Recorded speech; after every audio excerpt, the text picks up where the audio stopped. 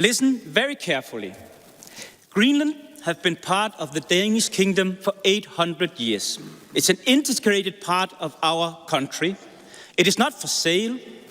Let me put it in words you might understand. Mr. Trump, f*** off. Clear enough. Mr Vistisen spoke to me this afternoon to discuss what it's like being on the receiving end of a barrage of fury from the Donald. Of course, we can't help but feel quite betrayed by the American allies. Denmark have been a very steady ally for the United States for many, many years.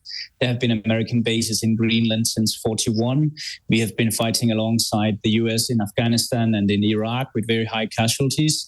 So we find it a little bit troubling to be in the receiving end of such a hostile administration in the US. Now, of course, the US isn't just hostile in that regard. It's also an enormous economy, an enormous military power as well. Is there a sense that they might be able to bully Denmark, a relatively small country, albeit a member of the EU and NATO? It is very unclear what the president in reality wants. He's bolstering around with these bits and pieces and continuing this fire. But it's very unclear what it is that the American wants from this, because as I already said, the Americans have had military presence in Greenland since the Nazi occupation of Denmark, and they have been allowed to do whatever they find necessary for their homeland security up there. And when it comes to the mining rights in Greenland, nothing is stopping anyone, not American companies, nor anyone else from go mining there. It's just economically a very, very poor business case to do so. So nobody have wanted to do it at this point, and that's one of the many problems in Greenland, is that they cannot have an economy that is self-reliant. So it's very unclear what the Americans think that they will obtain by these postures and threats. I was speaking a moment ago to a Greenland member of the Danish Parliament, and of course she was talking about the importance of Greenlanders speaking for themselves. But Greenland has been part of the Kingdom of Denmark for, I think you said, 800 years. Just tell people listening how it all started. It's actually the Norse Viking settlement coming to Greenland and Newfoundland all the way, actually 1,000 years ago in the 10th century. And we actually came there before the Inuit population came over from what's now today's Canada. They settled a little bit later on, but all the time since then, it's been part of the Danish kingdom. I think we are sort of a little bit self to blame for fostering this idea of Greenlandic independence. What is very clear from this debate is that you cannot have such a big island with a very tiny population of 55,000 people in such a strategic location where the great powers, China, Russia, US, are all factoring in, talking about real independence. So the real choice is between what we call a Danish Commonwealth or the Danish Kingdom, which consists of three parts: Denmark, the Faroe Islands in the Atlantic Ocean, and Greenland, or whether Greenland should come under the thumb of, for instance, a US influence or another great powers influence. And I think that's part of the problem here from the Danish side, is that we've been tiptoeing around this independence question for quite some while. But realistically speaking, it is not suitable to talk about a real independence. We can talk a lot about more home rule, and there's a lot of options there the Greenlandic people have not opted in to use yet. And how important is Greenland to Danish national identity? I think it's generations are maybe a little bit conflicted. I think for most Danish, we've just had a poll actually from one of the major Danish television stations, says that 90% of the Danes would like Greenland to still be part of the Danish kingdom. And of course, it's something that you're taught in school, and you have cultural heritage going up there.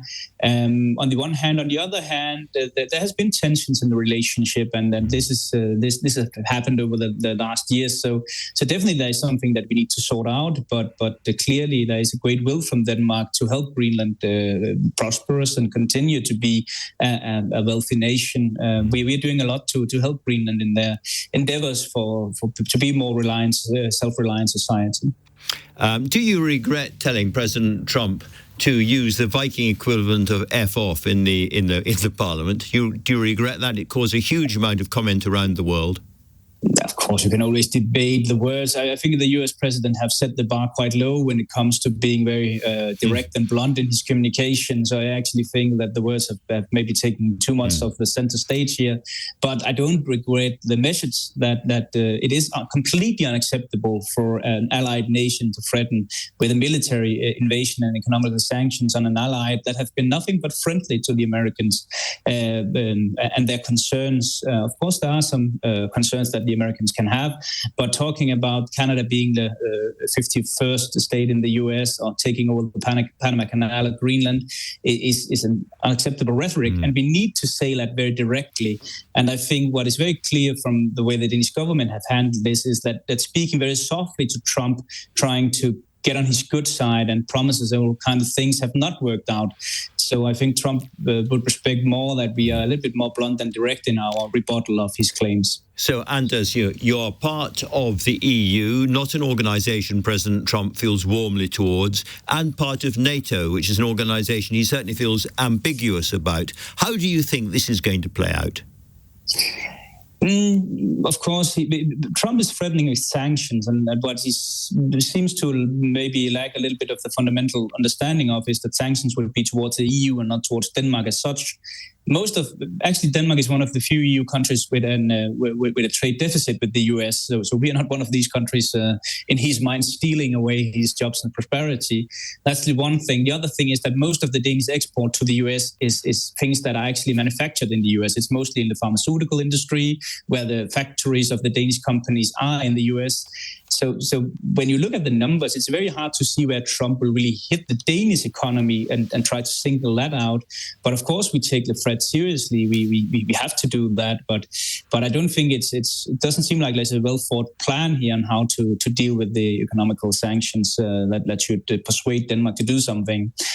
Both because we have the trade deficit and not the surplus, and also because most of our exports to the US is already internalized by being produced in the US. Well, as we say here, the very best of British luck. Anders, thank you so much indeed for talking to LBC. Of course, thank you for having me on. And my view, don't mess with the Vikings.